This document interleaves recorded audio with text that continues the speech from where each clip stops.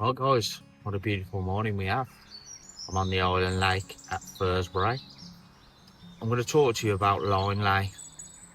On this particular session, I'm having to fish on the opposite side of the bar to where I'm fishing, to over a bar, over a hump, as the fish are patrolling along that far edge of the bar, so I want to be fishing where the fish are. Now what this means is your line is going to be, if you was to fish say a tight line, your line will be cutting all the way through that water until it hits the bar, and then it'll be coming down.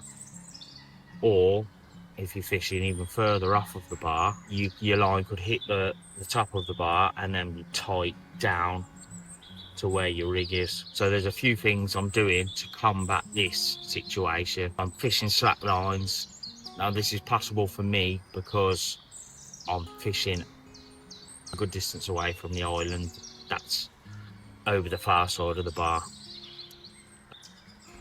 and yeah, I'm basically in open water in a sense. So what I'm doing is I'm fishing a slack line. The line is drooping off the rod tip. I've also got a fluorocarbon leader on, which fluorocarbon's heavy, so it sinks really well, sinks like a brick. I don't really use fluorocarbon for its invisibility qualities. I'm not really a believer in that. It might be invisible to us looking at it. Fish have got different eyes, and eyes that are designed to be seen underwater, so I'm not a massive believer in that, to be honest. I use fluorocarbon for the weight of it and to pin it down to the depth. So if you're fishing on the other side of a bar, you could still be fishing with slack lines, but by the time you get to the bar, the line could be tight down to where your rigs are. So it's something you definitely don't want in that situation. Ways to improve that: a lead core leader preferably, something weighty to keep it down. Fluorocarbon helps as well. What I'm doing is little mouse droppings of putty up the line, up the fluorocarbon, and that will ensure everything's pinned down then on the other side of the bar down to my rig. I think it's a really good way of presenting your bait on the other side of a bar, because as long as you're always going to be fishing where the fish are, hopefully that's what you want to be doing. So if the fish are patrolling on the other side of a bar and not on the near side of the bar, you can get your rigs snidely over and you've only got a small section of line accurate enough.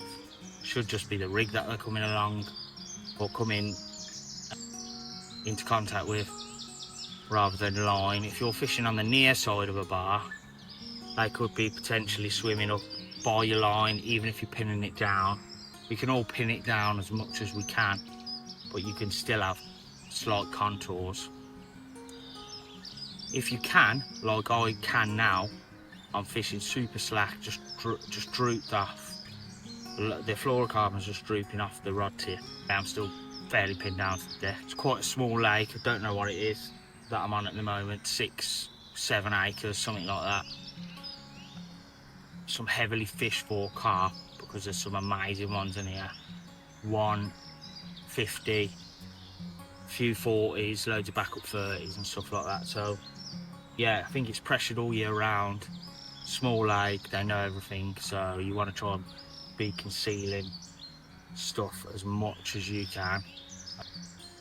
On the near side of a bar, I think it's slightly easier for getting your lines pinned down, but not necessarily better, in my opinion. So yeah, you can it's just basically the same principle. The benefit actually of fishing the near side of a bar is, as long as you haven't got weed in the water, or you've got other contours of the lake, ups and downs, you can actually fish a back lead to it. That way you can have a tighter line to your lead, thus making bite indication a little bit better. So yeah, I think that's it really. Line over bars anyway, so we might do something with line laying weed and stuff like that in the future, but that's how you lay your line when you're fishing to a bar or over a bar, not at the pub bar. I don't drink anymore nearly a year.